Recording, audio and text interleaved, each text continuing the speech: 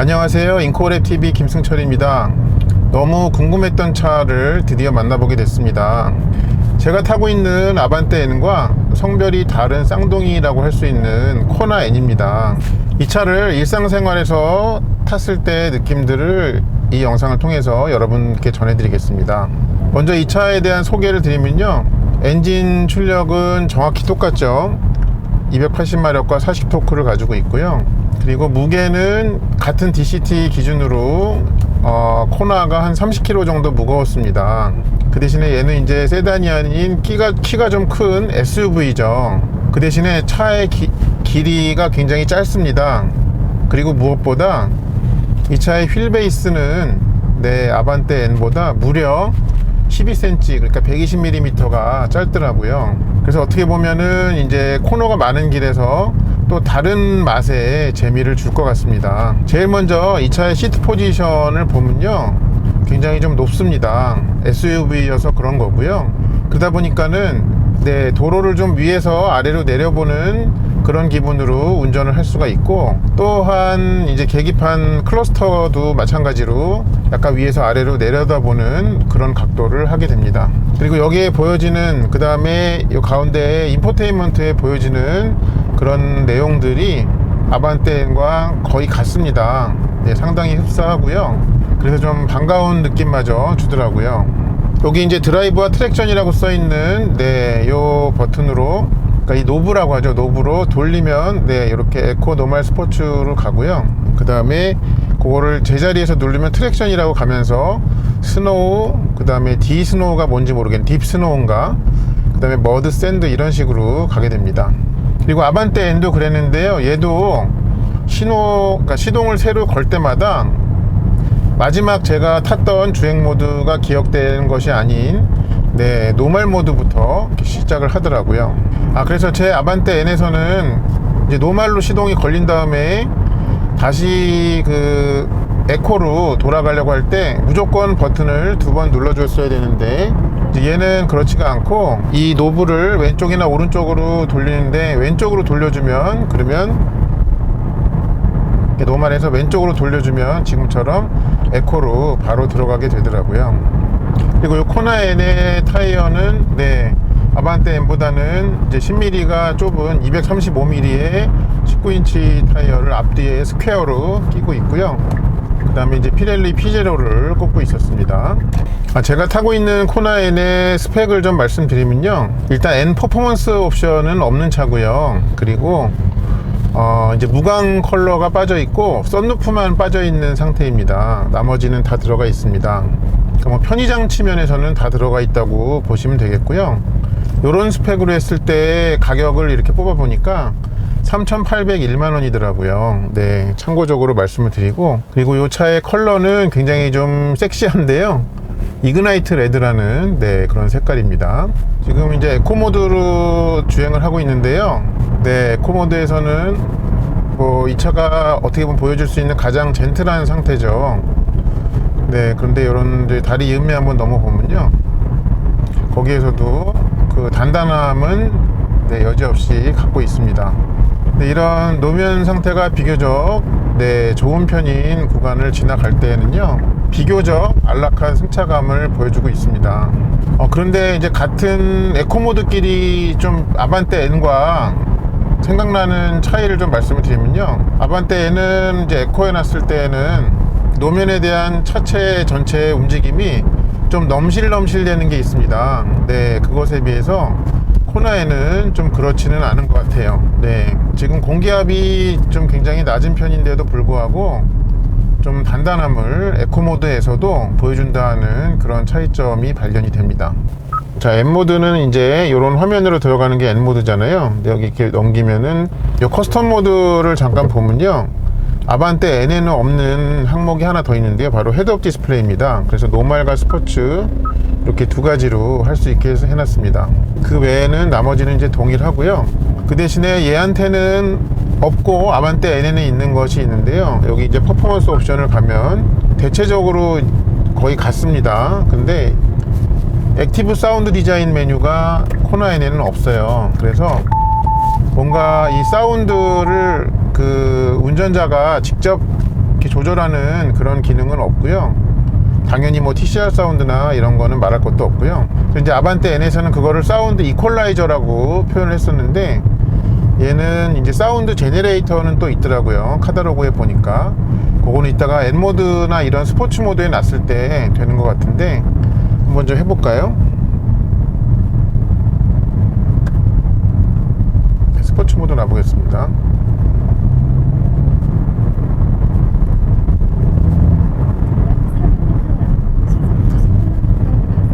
스포츠 놓으니까는 당연히 지금 뭔가 소리가 커지긴 했는데요. 배기음도 커졌지만 이 가속 페달을 밟고 나서 한 1초 미만의 시간이 있다가 이렇게 부웅 하는 소리가 앞에 엔진음 쪽에서 추가로 들립니다. 지금 보여드릴게요. 다시 이렇게, 그쵸? 그러니까 저는 가속을 했는데, 가속 페달을 밟았는데 조금 약간의 이제 기다림이 있다가 이렇게 부응하는 소리를 뭔가 추가적으로 증폭해주는 그런 것이 느껴집니다. 그리고 이렇게 노면 상태가 조금 더 안 좋으면 안 좋을수록 이 에코 모드에서 아반떼 N과의 차이가 더 이제 커지는 것 같습니다. 그래서 얘는 그 에코 모드로 놓는다고 하더라도요, 기본적으로 이 노면의 그 미세한 변화에 대해서 앞뒤 바퀴 전체가 이렇게 뭐라 그럴까, 움직이는 그런 것을 좀 분명하게 운전자의 몸에 전달을 해줍니다.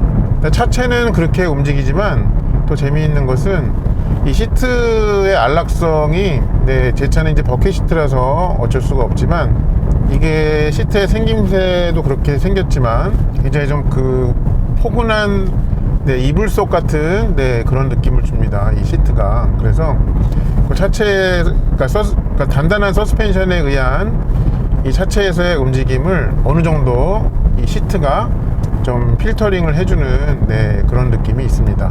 자, 그럼 스포츠 모드로 한번 잠깐 타볼까요?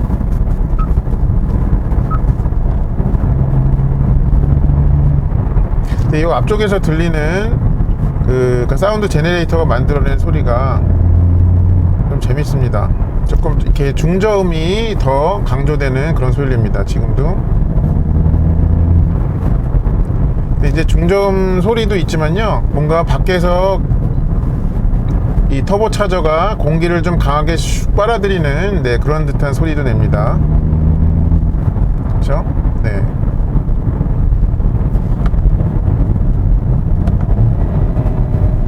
얘도 이제 다운시프트를 해보면 스포츠 모드까지는 그 후연소 사운드, 그러니까 팝콘 사운드를 내지를 않네요. 그건 아반떼 N과 동일한 그런 로직을 갖고 있는 것 같습니다. 자, 터널이 나왔으니까 잠깐 N 모드 넣어볼게요.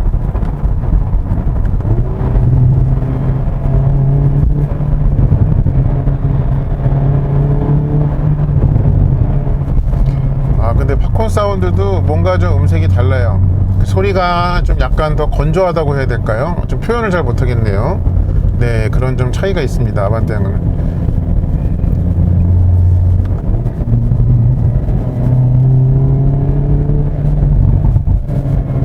이렇게 버벅버벅 하는데요, 근데 그거가 뭔가에 의해서 좀 틀어막혀 있는 것 같은, 그러니까 좀 밖으로 소리가 빡 나가는 소리가 아닌 그런 느낌을 좀 줍니다.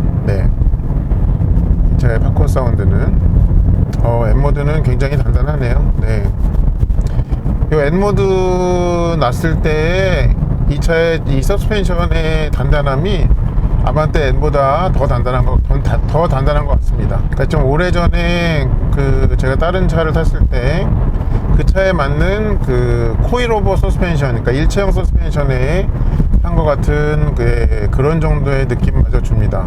그 대신에 이런 제일 단단하게 해놨다 하더라도요, 요철을 한번 통과하고 나서는 추가적인 바퀴에서의 여진이 없는, 그냥 한 번만 타닥하고 넘어가는 그런 소리를 내주는 점은 참 좋습니다. 그러니까 이런 요철들을 넘어갈 때 한번 그거를 넘고 나서 이렇게 타닥하고 추가적인 여진을 만들어내지 않는 그런 움직임이 참 좋습니다. 그리고 요 사운드 제네레이터의 소리가 아까 스포츠였을 때보다 N모드로 하니까는 더 음량이 커지는 것 같습니다. 사실 요 코나 N은 좀 이 차의 장르를 봤을 때 이 차와 직접적인 경쟁 관계에 있는 차 종이 많지가 않습니다. 프리미엄 브랜드에서는 좀 먼저 선구자들이 있었는데요, 이렇게 대중적인 현대 같은 브랜드 안에서는 이렇게 본격적으로 작심하고 나온 고성능 SUV가 좀 없다시피 한데요, 이 차가 국내에서 뿐만 아니라 해외 시장에서도 좀 잘 안착했으면 하는 그런 마음이 있습니다. 또한 세간에 알려져 있다시피 순수 내연기관으로 만든 N은 이제 아반떼 N과 코나 N이 마지막이라고 그렇게 공공연히 알려져 있잖아요. 그런 측면에서 더더욱 이 휘날레를 좀 내연기관 엔진의 그 휘날레를 잘 장식해 주었으면 합니다. 진짜 빨리 꼬불길에 가서 좀 타보고 싶네요. 굉장히 궁금합니다. 그리고 이제 코나 N의 좀 아반떼 N과 운전석에서 느껴지는 차이점이라고 한다면은 이 공간의 여유도가 좀 당연히 더 좋습니다. 그래서 이렇게 앞유리랑 양쪽 유리가 더 좀 탁 트여 있는 그런 느낌을 주는 것 뿐만 아니라 이런 공간적인 측면에서도 그렇습니다. 그리고 이 대시보드 종류들도 좀 비교적 앞쪽으로 이렇게 가 있어서 이 공간이 좀 운전자에게 조금 더 숨통이 트이게 해주는 그런 측면이 있는 것 같습니다. 노면 상태가 어느 정도 좋을 때는요, 그러니까 요철의 높이가 높지 않을 때에는 좋은 승차감을 보여주네요. 그런 점은 있네요. 근데 이제 다리 이음매 같은 거를 넘어가거나 할 때, 그럴 때는 아반떼 N보다 단단하다는 것은 다시 한번 말씀드리고 싶습니다. 그러니까 이 하체의 느낌만을 보면요, 좀 SUV 쪽인 코나 N이 조금 더 좀 넘실넘실되고 아반떼 N이 오히려 좀 카리스마 있게 나왔어야 되는 게 아닌가 하는 그런 생각까지도 줍니다. 저만의 생각일지는 모르겠습니다만 그런 생각을 좀 갖게 만드네요. 그리고 이렇게 지금처럼 램프를 이렇게 진입을 할 때에요,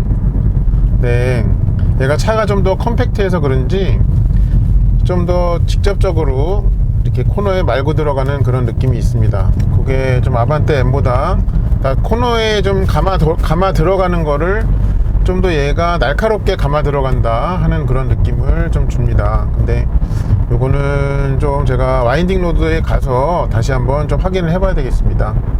본격적으로 몰아붙일 때 이 녀석의 느낌이 어떤지. 그리고 아반떼 N의 오너님들이 좀 많이 아쉬워하시는 스마트 크루즈 컨트롤이 이 코나 N에는 있죠. 물론 정차 출발까지 되는 기능은 빠져 있습니다만 10km 아래로만 떨어뜨리지 않으면 그 크루즈 컨트롤 상태를 계속 유지할 수가 있기 때문에 막히는 도로에서 좀 운전의 편의성이 더 좋을 것은 분명합니다. 자, 지금 스마트 크루즈 컨트롤을 이제 켜고 가고 있는데 지금 간당간당하게 10km 이상으로 이제 가고 있습니다.